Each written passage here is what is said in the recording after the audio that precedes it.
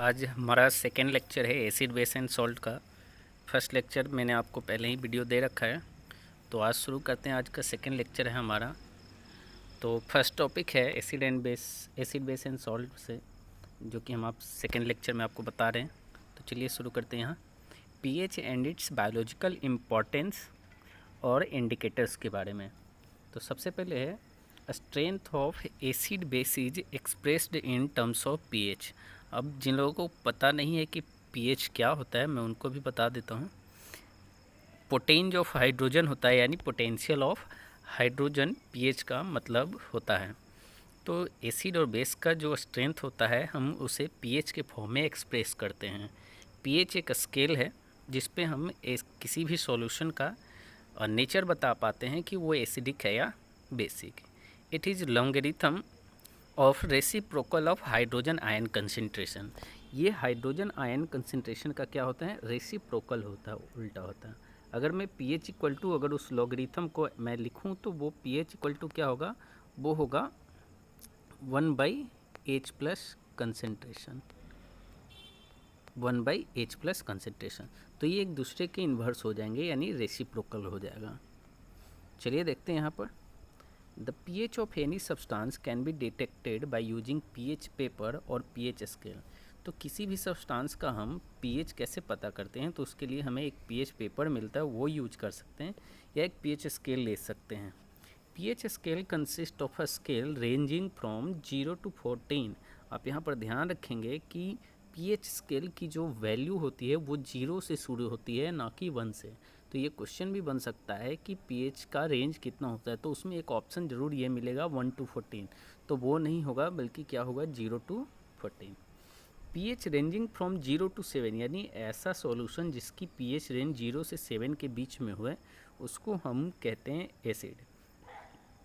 And pH ranging from 7 to 14 are called base, यानी 7 से ऊपर और 14 तक वो सॉल्यूशन बेस कहलाता है। और ऐसा सॉल्यूशन जिसकी पीएच वैल्यू 7 होती है वो होता है न्यूट्रल। अब आप यहाँ पर देख सकते हैं स्केल के बारे में यहाँ दिखाया गया है। आप इस स्केल में ध्यान से देखें तो ये 7 है हमारा बीच में, और 7 से इधर की ओर एसिडिक है, और 7 से इधर 14 तक क्या है, बेस है। तो ये दिखाया गया है। आप जैसे जैसे 0 से इधर की ओर बढ़ते जाएंगे तो आप यहाँ पर देख सकते हैं कि जैसे जैसे आप आगे की ओर बढ़ते हैं तो इसमें आपको बेसिक स्ट्रेंथ बढ़ते जाता है और एसिडिक स्ट्रेंथ घटते जाता है। यानी कि जिसका पीएच 1 है वो स्ट्रॉन्गर एसिड होगा, बाकायदा कि कहीं पे पीएच 12 हो। अगर हमें कंपैरिजन करने की ज़रूरत हो कि पीएच की वैल्यू 12 है और 1 है, इन दोनों में कौन ज़्यादा एसिडिक है, तो जो 1 होगा, जो 2 है, वो 12, 13, 14 इन सब से क्या होगा, उसकी एसिडिक कैरेक्टर ज़्यादा होगी। तो पीएच इस तरीके से बताते हैं, पीएच वैल्यू जिसकी जितनी कम होती है वो एसिडिक ज़्यादा होता है, और पीएच वैल्यू जितना बढ़ते जाता है एसिडिक कैरेक्टर घट जाता है। For measuring we have pH scale given by observation made on the basis of pH value. PH range indicate the strength of acid and base as given below. यहाँ पर pH range है जिसके according बताना होता है। 0 से 2 के बीच में अगर पीएच रेंज है तो स्ट्रॉन्ग एसिड है, 2 से 4 है तो मॉडरेटली है, मोर देन 4 है वीक एसिड है, 7 तो न्यूट्रल होता है, 7 से 10 वीक बेस, 10 से 12 मॉडरेट बेस, और मोर देन 12 स्ट्रॉन्ग बेस होता है। तो आप ये भी देख सकते हैं। Effect of pH on dilution. In case of acid on dilution pH increases as acidic strength decreases. देखिए कहता है कि डाइल्यूशन करने पे क्या होगा, तो किसी सॉल्यूशन में अगर हम वाटर को ऐड कर दें, वाटर का एडिशन ही डाइल्यूशन कहलाता है, तो वाटर ऐड करने पे H प्लस का कंसनट्रेशन क्या होगा, कम हो जाएगा। H प्लस कंसनट्रेशन कम होगा तो पीएच क्या होगा, बढ़ेगा, क्योंकि पीएच और H क्या होता है, एक दूसरे का इन्वर्स होता है, रेसिप्रोकल होता है। तो अगर पीएच बढ़ जाएगा तो फिर एसिडिक कैरेक्टर क्या होगा, घटेगा। एसिडिक कैरेक्टर क्या हो जाएगा, घट जाएगा। मैंने पहले ही कहा कि जिसका पीएच 1, 2, 3, 4 है वो एसिडिक ज़्यादा होता है, जिसका 7 के बाद आता है उसका एसिडिक कैरेक्टर कम होता है, वो बेसिक हो जाता है। इन case of base on dilution, base को अगर हम डाइल्यूट कर दें तो पीएच क्या होगा, डिक्रीज। अगर बेस को हम डाइल्यूट कर दें यानी उसमें वाटर ऐड कर दे ज़्यादा, तो ऐसे केस में क्या होगा, पीएच डिक्रीज हो जाएगा और बेसिक स्ट्रेंथ घट जाएगा। जब बेस को डाइल्यूट कर देंगे तो बेसिक स्ट्रेंथ तो उसका कम होगा ही, और जब बेसिक स्ट्रेंथ कम होगा तो इसका मतलब क्या है कि पीएच उसका बढ़ रहा है, सॉरी पीएच उसका घटेगा, पीएच उसका घट रहा है, पीएच घटेगा तभी तो वो एसिडिक की ओर जाएगा। Importance of pH, biological importance. Our body works within 7 to 7.8 pH. The pH of acid rain is below 5.6 and this water affects aquatic life. हमारा बॉडी कितने से कितने pH बीच में काम करता है, 7 to 7.8। एसिडिक रेन की pH वैल्यू कितनी होती है, लेस देन 5.6, 5.6 से भी कम होता है। एग्रीकल्चर में क्या इंपॉर्टेंस है, plant also specific range of pH for survival in order to grow crop. तो जो हमारा सॉइल है जिसमें हम खेती करते हैं तो उसकी भी पीएच एक स्पेसिफिक रेंज होती है, तो उसमें वो होना ज़रूरी है। अगर ज़्यादा पीएच वैल्यू बढ़ जाता है तो उसमें खेती नहीं हो पाएगी, एग्रीकल्चरिंग फार्मिंग नहीं हो पाएगा। In dairy pH value of milk is adjusted about 6.6। Dairy farming यानी कि यहाँ पर मिल्क जो पैकेजिंग होता है उस समय उसकी पीएच क्या होती है, 6.6 होती है। PH falls below 6.6 it turns sour. तो अगर 6.6 से पीएच कम हो जाता है तो ऐसे में क्या होगा, वो खट्टा हो जाएगा दूध और फट जाएगा। इन टूथ डिके, देखिए in tooth decay starts when pH of mouth falls below 5.5। यदि माउथ की पीएच 5.5 से कम हो जाती है तो ऐसे में टूथ डिके शुरू हो जाता है। That pH acid react with calcium phosphate of tooth enamel. हमारे टूथ के सबसे आउटर पार्ट जो है वाइटिश पार्ट वो इनेमल होता है और वो कैल्शियम फॉस्फेट का बना होता है, तो उसके साथ एसिड रिएक्ट करने लगता है और फिर वो धीरे धीरे कोरोड होने लगता है। When we eat some sugary substance, the acid production is stimulated that corrode enamel. तो अगर हम कोई मीठा या कोई एसिडिक चीज़ खाते हैं वो जा कर के हमारे इनेमल से अटैच्ड हो जाता है, चिपक जाता है और फिर वो धीरे धीरे इनेमल को डिग्रेड करने लगता है। Substance which identify show the acidic और basic behaviour of other substance by changing in colour are called indicator. चलिए यहाँ से हमारा टॉपिक शुरू होता है। अब है हमारे पास इंडिकेटर। इंडिकेटर क्या होता है, सब्सटेंस विच आइडेंटिफाई या शो द एसिडिक और basic behaviour of the other substance by changing in colour are known as indicator. तो इंडिकेटर ऐसे चीज ऐसे केमिकल ऐसे जो किसी सॉल्यूशन का उसका कलर चेंज कर दे, उसमें उसके बिहेवियर में चेंज लाए, उसके कलर में चेंज लाए, उसके कलर में चेंज करके उसका परिवर्तन करा सके। यानी कि indicator are the substance which tell us about the whether a solution is acidic और बेसिक। एग्जैक्टली इंडिकेटर का यही काम होता है कि वो सॉल्यूशन के बारे में बताता है कि वो सॉल्यूशन एसिडिक है या बेसिक है। टाइप्स ऑफ इंडिकेटर या इंडिकेटर के टाइप्स दिए गए हैं। तो इंडिकेटर के 4 टाइप बताए गए, 4 type, there are 4 types, natural indicator, synthetic indicator, olfactory indicator और यूनिवर्सल इंडिकेटर। यहाँ सबसे पहले देखेंगे नेचुरल इंडिकेटर के बारे में। Indicator obtain from natural source are called natural indicator. यानी ऐसे इंडिकेटर जो नेचुरल सोर्स से ऑब्टेन किए गए हैं उसको नेचुरल इंडिकेटर कहते हैं, जैसे लिटमस, टर्मेरिक। तो ये जो है कॉमन नेचुरल इंडिकेटर है जो कि वाइडली यूज किया जाता है एसिडिक और बेसिक कैरेक्टर को आइडेंटिफाई करने के लिए। लिटमस क्या होता है, it is obtain from lichen. Litmus जो है वो लाइकेन से ऑब्टेन किया जाता है। The solution litmus is purple in colour. तो वो पर्पल कलर का होता है। When we added acid litmus solution it turns to red. तो जब हम उसमें एसिड डालते हैं तो वो कलर किस में बदल जाता है, रेड में बदल जाता है। And when we added base litmus solution turn to blue. तो फिर वो किस में बदल जाता है, ब्लू में। तो नेचुरली लिटमस का कलर कैसा होता है, लिटमस पेपर कलर कैसा होता है, तो वो लाइकेन से ऑब्टेन किया हुआ है, तो वो लाइकेन का कलर कैसा है, वो पर्पल कलर का है। और उसमें जब एसिड डालते हैं तो वो रेड हो जाता है और फिर वो बेस डालेंगे तो ब्लू में हो जाता है। Litmus paper comes in 2 colour. Litmus paper जो है 2 कलर में आता है, एक ब्लू होता है और एक रेड होता है। एसिड क्या करता है, ब्लू लिटमस को रेड में टर्न करता है, जबकि बेस क्या करता है, रेड लिटमस को ब्लू में टर्न करता है। Turmeric, turmeric is yellow in colour. Turmeric तो आपने देखा ही होगा, हल्दी।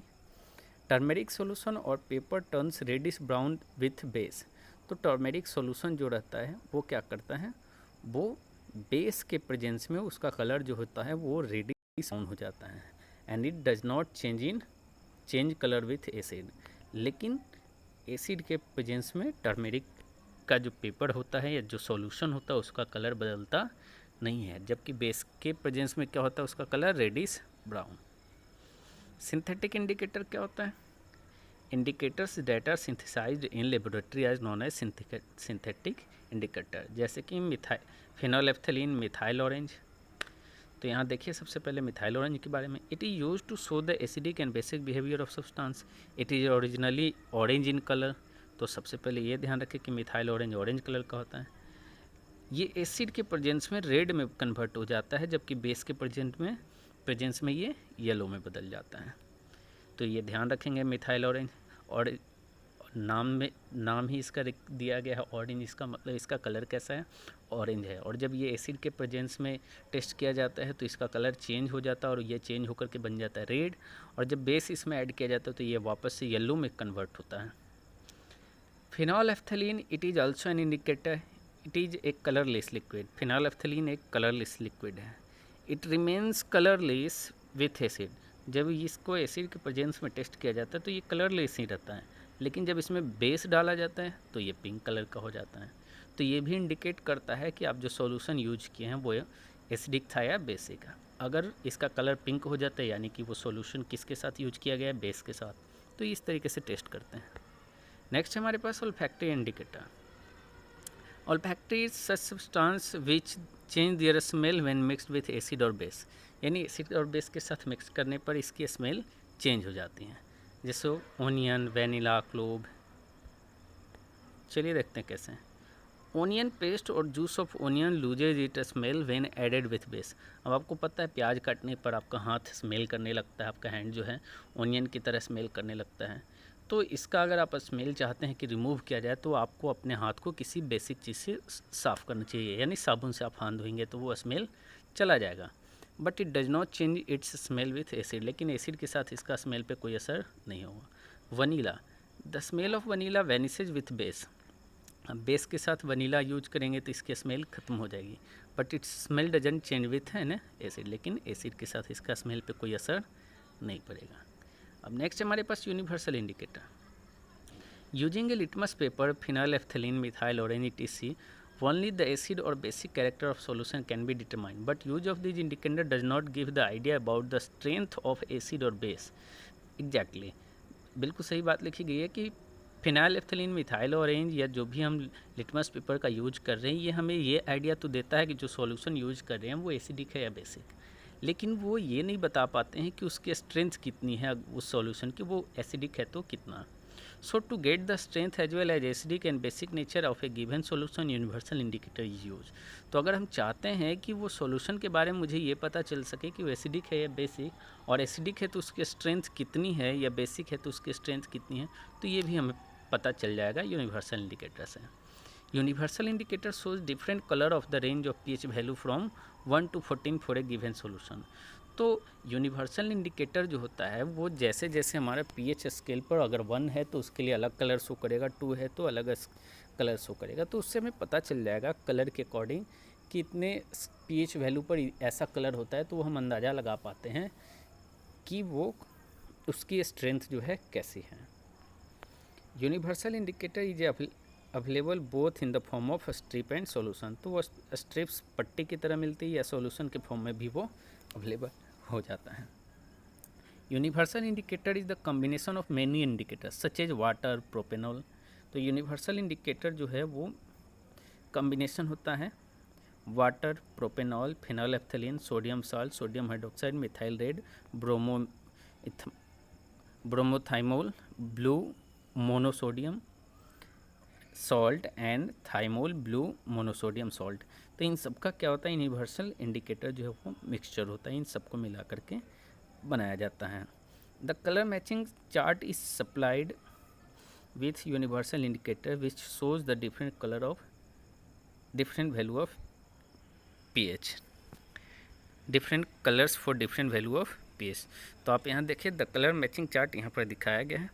जब पीएच 1 है तो रेड कलर काफ़ी ज़्यादा डीप है, फिर थोड़ा लाइट, फिर लाइट, फिर लाइट, फिर लाइट। देखिए यहाँ पर येलो ऑलमोस्ट हो गया वीक होने पर। और जब ग्रीन कलर शो कर रहा है इसका मतलब कोई उस सॉल्यूशन का कलर कैसा है, ग्रीन कलर शो कर रहा है इसका मतलब उस सॉल्यूशन का पीएच वैल्यू क्या है, 7 है। और इसी तरीके से अगर आप इधर आ जाएं और देखें यहाँ पर आकर के तो ये ऑलमोस्ट पर्पल कलर हो जा रहा है। तो अगर पर्पल कलर शो कर रहा है तो उसकी पीएच वैल्यू कितनी होगी, 40।